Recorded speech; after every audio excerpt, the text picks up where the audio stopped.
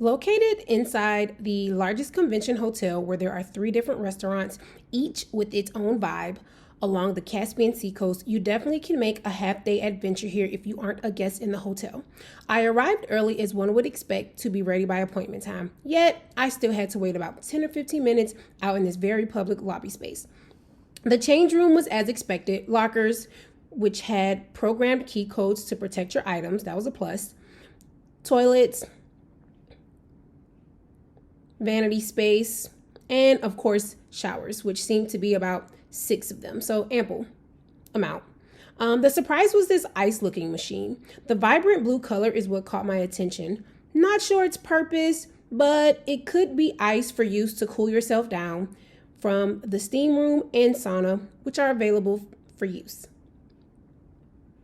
Note, no one mentioned anything to me as I scheduled, so it seemed to be a space available after your massage.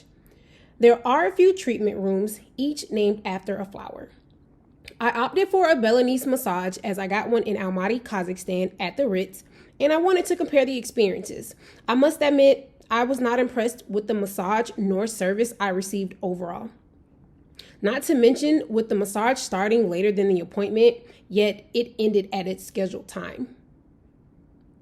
The relaxation area was a dud, disappointing, and the lounge area seemed to not have been serviced as at least I would expect. I saw no other customers during my experience, yet at a few of the stations, there was accumulated trash. Amenities were lackluster to say the least, offering only candy and tea and in cheap cups that fold relatively easy. I personally would not frequent this spa again. I would find a service outside of the hotel if I stayed at the hotel itself. I hope you enjoyed. Visit our website for merch and to sign up for our monthly newsletter.